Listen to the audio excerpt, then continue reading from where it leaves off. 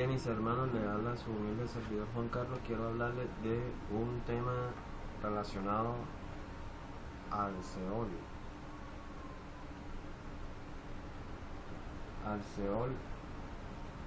y al Abadón, que la Biblia denomina como un sitio donde reposan una serie de almas que han muerto sin salvación. Seol, Hades. La etimología de los dos términos es dudosa. Podría significar invisible. Los judíos llaman Seol al lugar a donde se dirigían todos los muertos, bienaventurados o no. En el caso del Salmo, en el Salmo 88, describe cómo hay un conocimiento de parte del salmista acerca del Seol. Salmo 88, capítulo 1. Oh Jehová, Dios de mi salvación, día y noche clamo delante de ti. Llegué mi oración a tu presencia, inclina tu oído a mi clamor, porque mi alma está hastiada de males y mi vida cercana al Seol.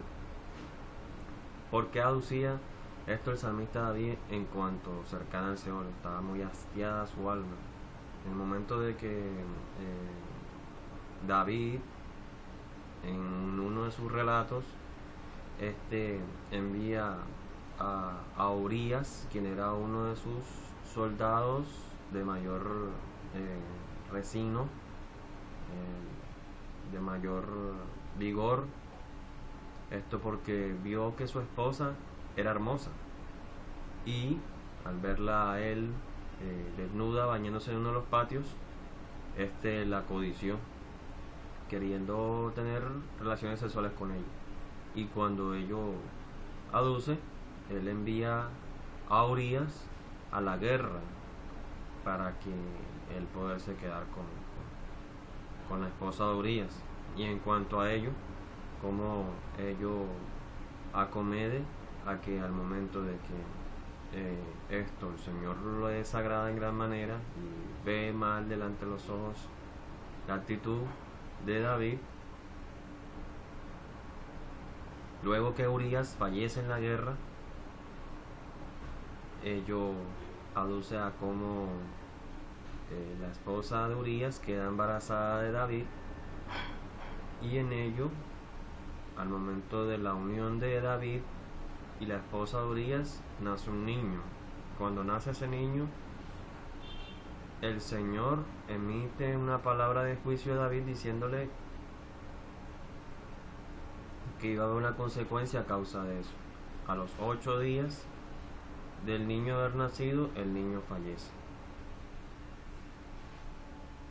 El salmista David clama fervientemente, arrepentido por su acto, sabiendo que así como el Señor no había tenido la medida de cuidar al niño, que había sido de la unión entre la esposa de Urías y David, así era muy posible que no iba a tener medida para con él también.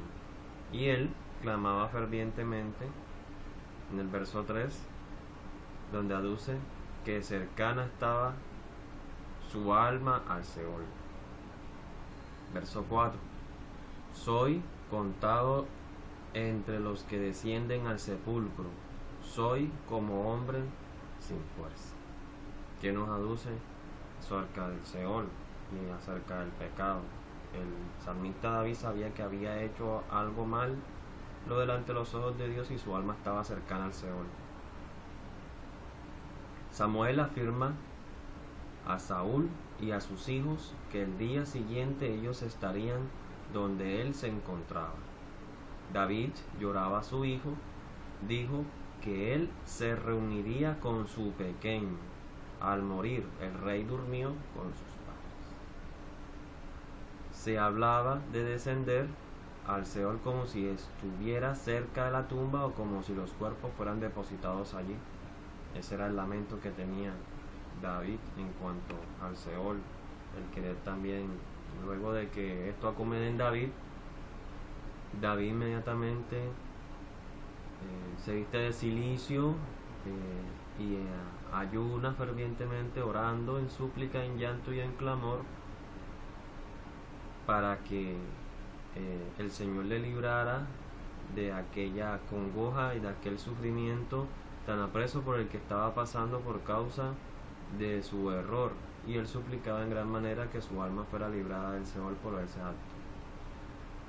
Abandonado entre los muertos, como los pasados a espada que yacen el sepulcro, de quienes no te acuerdas ya, y de que fueron arrebatados de tu mano.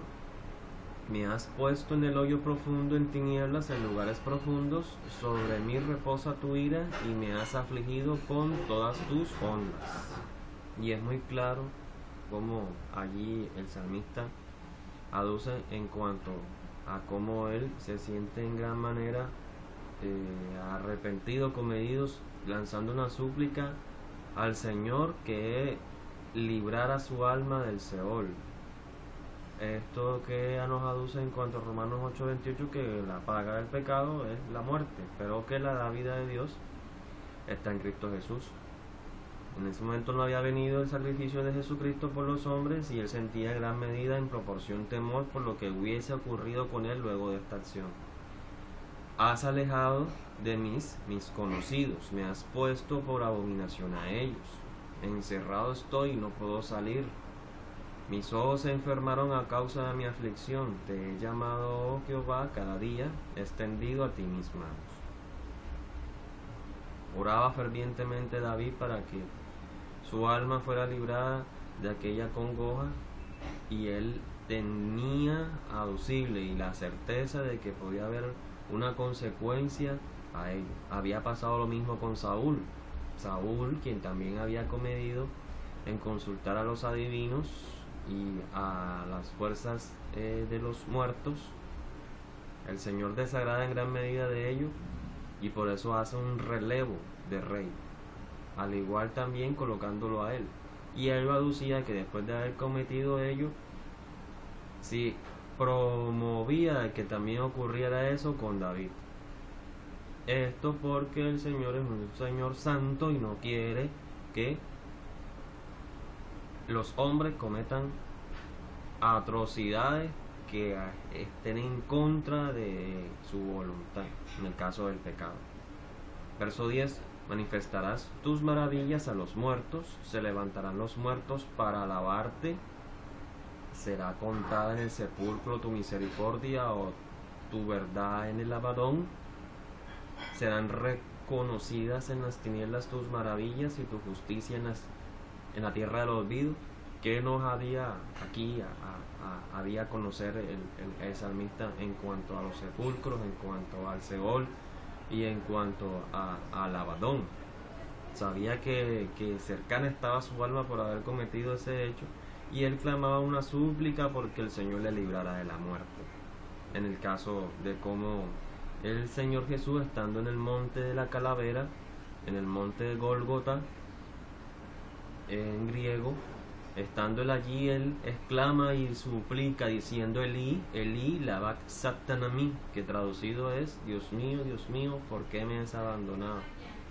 Y él clama fervientemente por una súplica para que su alma sea libre y apresa, esto para que él, en el inmenso poder de aquel que crea los cielos y la tierra, acomede misericordia sobre aquel que estaba haciendo expiación para que los hombres vivieran. Verso 13: mas yo a ti he clamado, oh Jehová, y de mañana mi oración se presentará delante de ti, porque, oh Jehová, desechas mi alma, porque escondes de mí tu rostro. Y era muy claro lo que estaba cometiendo aquí David en cuanto a no quería que su alma se perdiera. David clamaba fervientemente por causa de aquella mala acción, y no quería que su alma acercara al Seol, lo que denomina como el lugar del olvido. El Seol era considerado en el Antiguo Testamento como el lugar de olvido y de reposo para el creyente. En Eclesiastés, donde se contempla todo desde la perspectiva de debajo del sol. Todo vuelve al polvo, tanto el hombre como la bestia. Los muertos nada saben, nada poseen, ni ninguna obra hacen, y no tienen ya parte en nada de lo que hacen bajo el sol. En el caso de cómo nosotros, las escrituras mismas nos aducen en cuanto a un pozo donde reposan los justos. En el caso de que cuando el Señor hace su expiación por los hombres,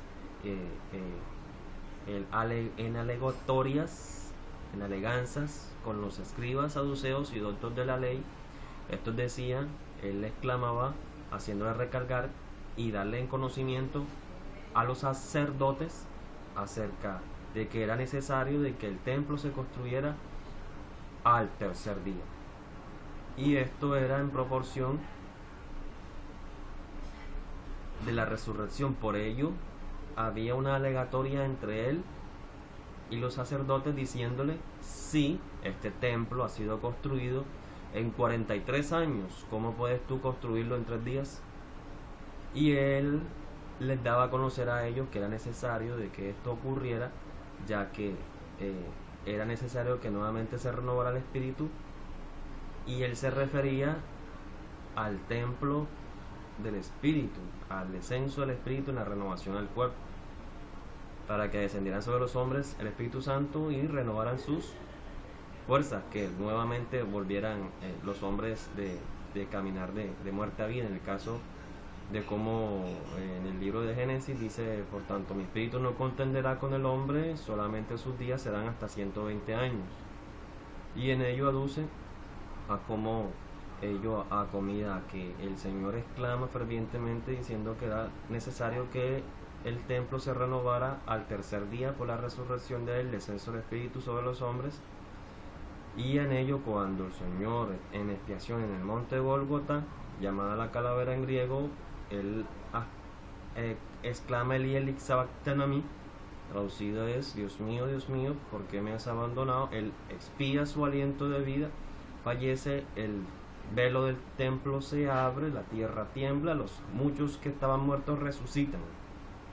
Y al momento de que esto acomete, el Señor, su alma desciende a ese Seol y rescata a aquellos muertos que estaban sin conocerlo a él. En el caso del Seol, ello acomedida a como hay un pozo donde después de Endo y antes de Endo y después de Endo, antes de la resurrección y después de la resurrección. Antes de la resurrección, el Señor levanta a todos los muertos que con él quisieron que irse, y después de ello hay una resurrección para que todo aquel que en él crea. Mas yo a ti he clamado, oh Jehová, y de mañana mi oración se presentará delante de ti. ¿Por qué, oh Jehová, desechas mi alma? ¿Por qué escondes de mí tu rostro? Y era muy claro aquí cómo el Señor,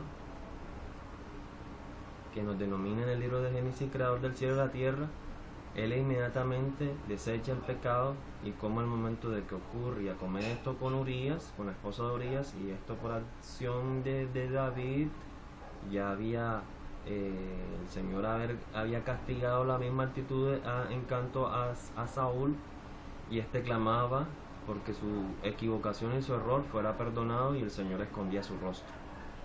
En este momento acomedía a que él se vistiera de cilicios, ayunara y rogaba fervientemente una súplica por la liberación de su alma de la muerte por aquella acción tan vil, después de él tener tanta bendición de parte de Dios, y como en ello habilita a cómo él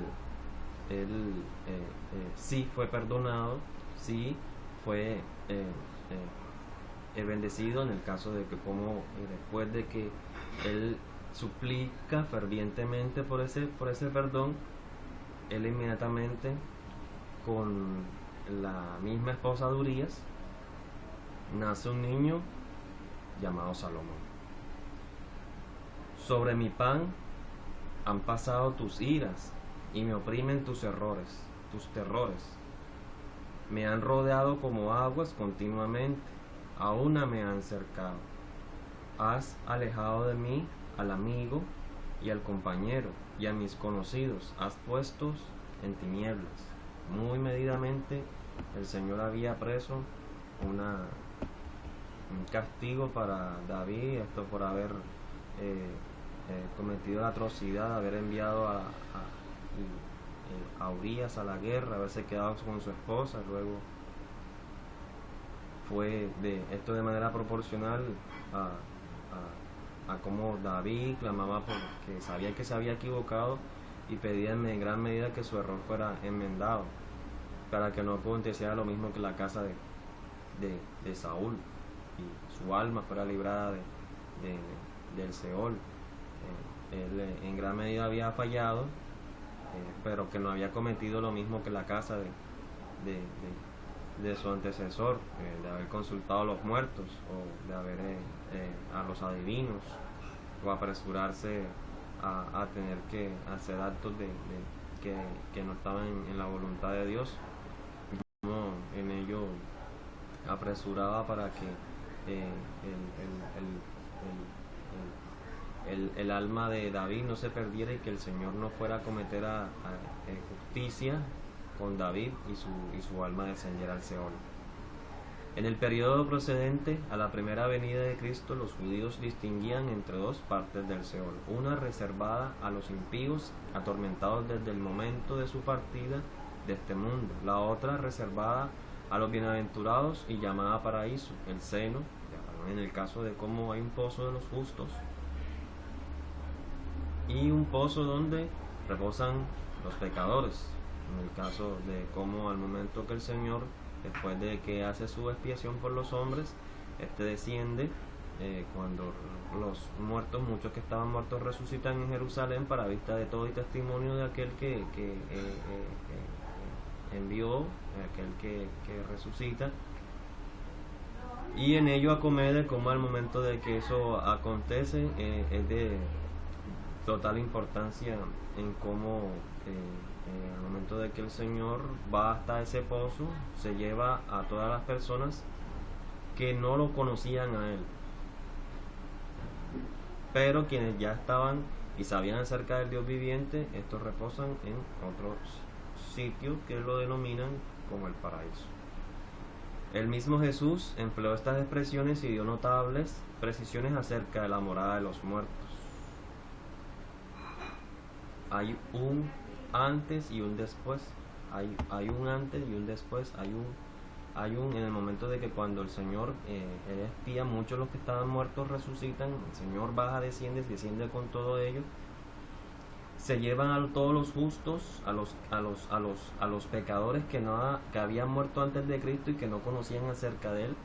El Señor se lleva con sí todos ellos, y solamente a partir de ahí, para que haya un antes y un después, para que todo aquel que en Él crea no se pierda y tenga una vida eterna. Y es muy claro lo que denomina en cuanto al interés de poder solamente creer para ser salvos nosotros y nuestras casas. Oramos. Padre, en el nombre de Jesús, gracias Señor te damos. Padre, en el nombre de Jesús, te pedimos perdón por todas nuestras faltas. Escribe, Señor, nuestros nombres en el libro de la vida y que permanezcan allí. Declaramos que tú, Jesucristo, eres nuestro Señor y nuestro Salvador. Gracias, Señor, te damos por este día. En el nombre de Jesús, creemos, Padre, que hay un antes y un después, una nueva vida en ti, Señor, que de modo que si alguno está en Cristo, nueva criatura es. Las cosas viejas pasaron, he aquí, todas son hechas nuevas. Gracias, Señor, te damos por este día en el nombre de Jesús. Amén. El Señor es mi pastor, nada me faltará. El Señor es mi pastor,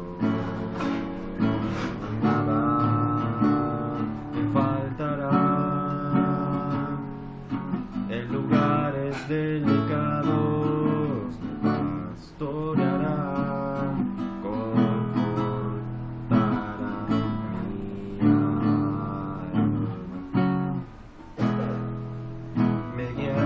por sendas de justicia.